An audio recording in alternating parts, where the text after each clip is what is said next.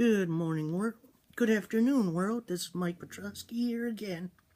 I'm doing a special request video, or videos, depending on how I feel about it, on the top 25 WWE superstars I have seen.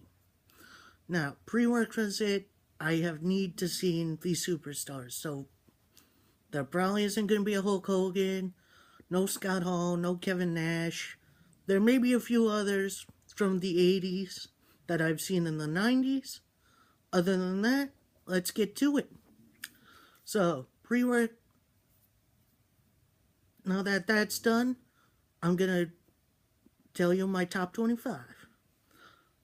First off, a little bit of an add-on, number 26. How do you call this? Anyway, it's an extra guy, should have been on the list, but from what he did, he's not on the list. Chris Benoit, number 26. He's a hell of a wrestler. I've seen him. I love him. But from what he did to his family, it's not a good thing. So, he's kind of on the list, but he's not on the list. So, Benoit, 26. Number 25, Braun Strowman. Bit of a new guy to the scene. He has been okay.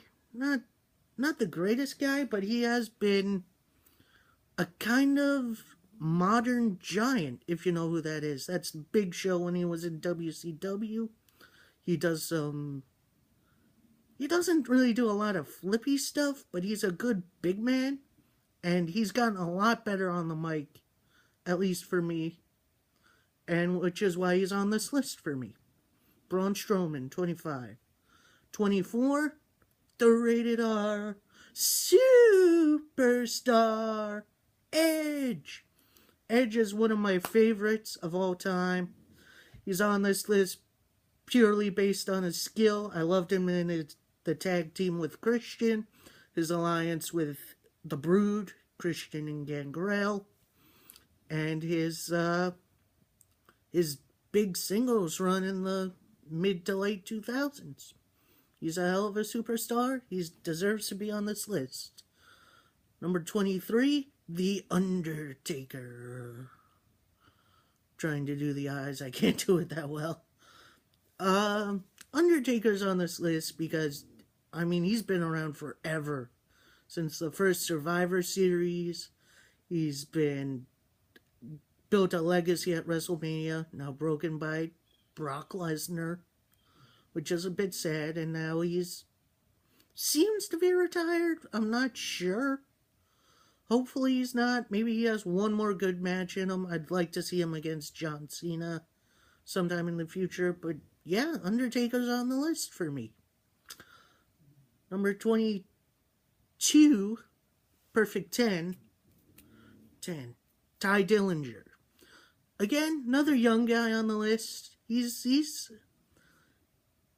pretty good in the ring. He's got a lot of charisma, a lot of good stuff. He's connected with the fans. He's got the 10 chance going. And he's kind of been an underdog favorite of mine. Just made the main roster for SmackDown. Hopefully he'll be a good Intercontinental Champion in the future. Number 21, bit of an underrated guy, Luke Harper. Now, I know what you're going to say. Oh, Luke Harper, he doesn't have his own thing going on. That's okay. He'll grow. He's still got a good couple of years left in him, hopefully. And he's just a big guy with a lot of athletics. He can dive through the ropes. He just needs to find his own way. He needs to find his own thing. But he deserves to be on this list. At least to me. To me personally. And the last one for now. Luke Harper's former leader, Bray Wyatt. Now, I know what you're thinking. Why is Bray Wyatt on this list? Why is he so low? He's so low, but he's on the list. He's a good wrestler. He's obviously has a lot of charisma since his Oh, what the heck was he? What's his name before Bray Wyatt?